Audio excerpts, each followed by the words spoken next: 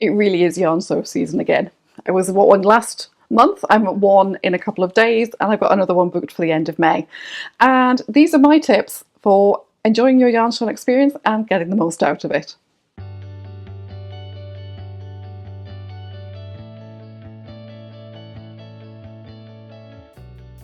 So hi and welcome back to the channel. My name is Kirsten, also known as Afire Creates, and it's very nice to have you here. And today I'm going to be talking through some of my tips for yarn shows. And it's very easy to get very overwhelmed. There's a pressure to spend all the money, and sometimes a little bit of more logical and sensible approach can actually make for a much more fun experience. So I have my notebook and I'll go through the categories. So first up, I've got what I classify as the practical aspects. It's things like pre-booking your tickets, making sure you know how to get there. If you're taking public transport, where do you get it from? Where do you get off? Do you have to walk at all? If you're driving, is there parking available? And if there's not parking available, where can I park that will then make it easy for me to get there, either by walking or using public transport? So that's all very simple. The other things in terms of things like what you're wearing, wear comfy shoes. There's nothing worse than being surrounded by gorgeous, gorgeous yarn and all you can think about is the blister forming on your heel that you've regretted. So comfy shoes, a must in my book. The other thing I'd say is that wear layers.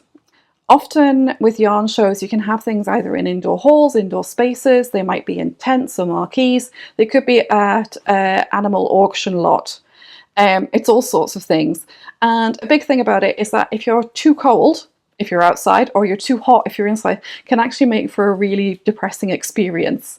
So I tend to bring layers, things that can scrunch up small, stick in a tote bag, and they're not going to cause a problem for me to carry. And I'd say for indoor spaces especially, yes, that beautiful hand knit colourwork sweater might look fantastic, but if it's overheating you, it's perhaps not the best thing for that kind of area or event. I tend to go for things like shawls that I can drape sort of more loosely around myself or scrunch up in if I need a bit extra warmth, or things like a hat work really, really well just for giving a little bit of knitting personality. I also tend to bring a bottle of water with me and usually a couple of things just to snack on. Because obviously, again, if it's warm, you're going to get thirsty. And if you're like me and you do need to take medications occasionally, it can make it a lot easier just to facilitate that. Also check out what catering options they're going to have. Make sure that there's things that you will eat before you go. And sort of plan accordingly if there's something that's not really your taste. But yeah, so very, very practical, very boring. And the other main thing I'd say is things like these sort of sundry accessories. I bring a battery pack with me because I have a habit of destroying my phone's battery. And I know that probably partway through the day, I'm going to run out of phone juice and I'm going to need to recharge it. And that's really true actually if you're in an area where you've got poor Wi-Fi signal, because that can really drain your battery. And the other thing is things like tote bags. I always bring tote bags with me. I have one main one that I will have my knitting and my water bottle in, but I'll probably put a couple of the small, like packable ones, you know, the ones that sort of scrunch up really small, and I'll chuck a couple of those in, because sometimes you just see something and it's like, I want it, and I don't really have carrying capacity. So it sort of saves you from buying extra bags unnecessarily. Next up, I have what I like to refer to as the planning, and this just means, in my word, research. So I tend to think very carefully about my stash before I go to shows, and I look at things that I have been knitting, what kind of colours I like. Kutovakika has got a really, really good one on a Berlin shopping trip she did recently, just talking about how she was sort of viewing her purchases. She had like current colour obsessions, neutrals, and there was one other category and I can't remember it, but I'll put it on screen. But I recommend checking out her video just for that bit of interpretation of how she was approaching it. And I'd say have a think about what you like to knit. If you really like knitting DK hats, then that's probably what you should be looking at. If you only like knitting really, really fine lace shawls, an Aran is probably not your cup of tea. But also think about it in terms of colour, how it will fit with your wardrobe, and how it will look once it's knit up. There are so many gorgeous, gorgeous variegated skeins, and there are patterns that work for them, but there are also a lot of patterns that don't. I found for me personally, this year with doing Sock Madness and going through my stash, I actually really lack solid or more tonal semi-solid yarns for sock knitting. I have a huge array of variegated, and that's great. I don't mind that, and I have patterns that will work with those. But when I'm trying to do something for a competition, where definition and everything are really, really key, it does make it a bit harder. So that's something I'm probably going to be looking at, is things like more solid and tonal yarns. Do you have any future knitting plans that you don't have yarn for yet? And this is something that I would say, is that just because you're at a yarn show doesn't mean you need to buy immediately. You can just use it as a research trip, just to get an idea of a dyer's colours or their bases and things like that. I actually have in my knitting notebook, I'm just going to reach and grab that because I've put it on the floor, just out of reach.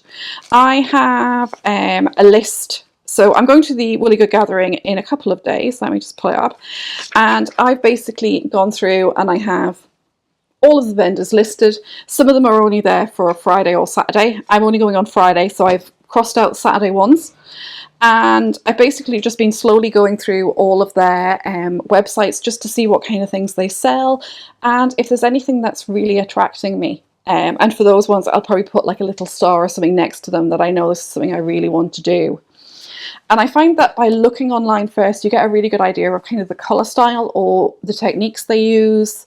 And I try and make a point with yarn shows of going and having a really good look at vendors that I'm not familiar with, just to get a good handle on what they have and whether it's something I like. So yeah, I also check things like social media just to see if they've got any show exclusives. I'm looking at the coffee table at the moment. I've got a botanical yarn sock set that was at last year's Woolly Good Gathering, who did a special colourway set. And those are kind of things that are really, really fun to pick up. So that's something that you might want to consider. So when you're at the show, what I would say is don't rush. It's very easy to get caught up in the hype and go, I must buy all the things and I must buy them all immediately. And I try not to do that because I don't want to then get further on the show and go, oh, I wish I got this instead. So I tend to try and take a good look around all the stalls first. Is there a chance I might miss out? Yes, but I can also make a note of the yarn or the colourway or anything like that, and I can always then go back to that vendor later online and support them then. So I always try and take a bit of time just to look at everything, have a think. I might get a little sit down, have a look at my phone, have a look at my queue, have a look at some of the things I might be wanting to knit in the future and whether the things I've seen fit into any of those categories. I usually try and bring an approximate list with me. So this year, for instance, at the Woolly Good Gathering, I know I want to get some new needle caps just for the fun of it, really. I've got one. I should have a second one, but I've lost it.